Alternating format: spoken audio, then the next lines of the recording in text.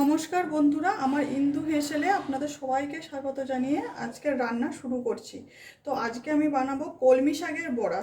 তার জন্য দেখুন, কলমি শাককে ছোট ছোট করে একদম ছোট ছোট করে কুটে নিয়েছি, আর পরিষ্কার করে ধুয়ে জল ঝরিয়ে নিয়েছি।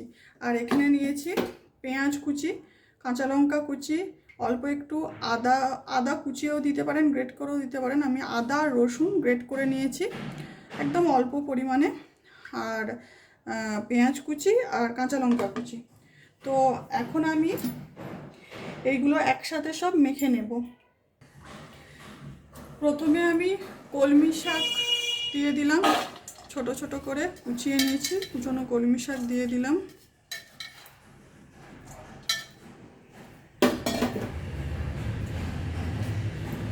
এবারে পেঁয়াজ কুচি, কাঁচা লঙ্কা কুচি আর আদা আর রসুন গ্রেট করে নিয়েছিলাম, এটাও দিয়ে দিলাম।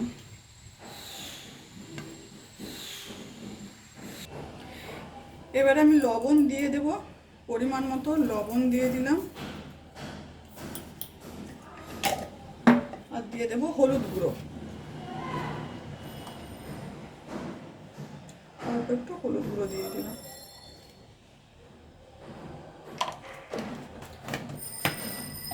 এটা আমি ভালোভাবে একটু মেখে নেব।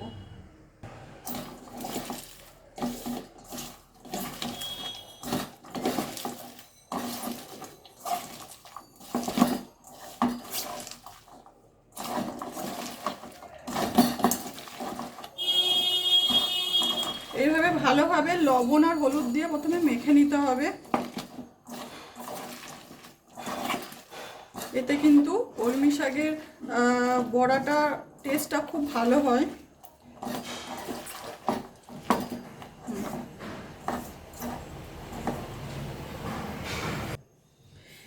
আমি এবারে এতে বেসন দেব, বেসন দিয়ে দিলাম পরিমাণ মতো।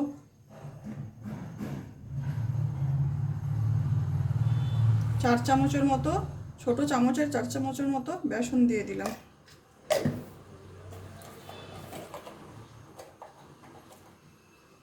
জিরের গুঁড়ো দিয়ে দিলাম।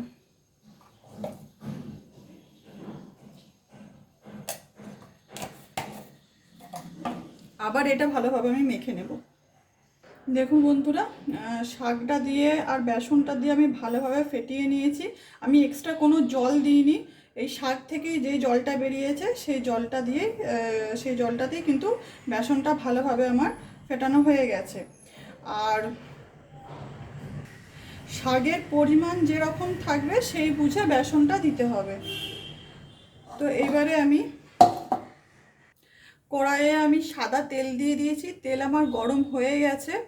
আমি এখানে সাদা তেল দিয়ে করছি, আপনারা এটা সরষের তেল দিয়েও করতে পারেন। তো তেলটা আমার অনেকটাই গরম হয়ে গেছে। এখন এই তেলটা আমি নিয়ে ডাইরেক্ট এই ব্যাটারটাই দিয়ে দেব। গরম তেল যদি একটু দেওয়া যায়, বড়া কিন্তু ভালো হয়। আচ্ছা, আমি এটা দিলাম, গরম তেলটা ব্যাটারে দিলাম, দিয়ে এটা ভালোভাবে মিশিয়ে নেব। আপনারা তেল নাও দিতে পারেন। আর এর সাথে দেব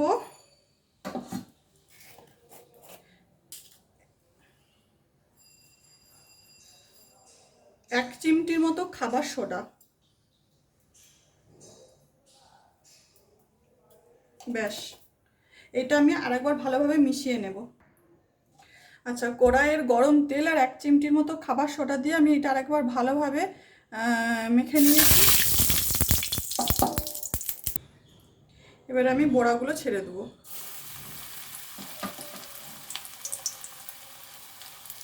আপনারা কিন্তু বড়াগুলো কম কম তেলেতেও ভাজতে পারেন।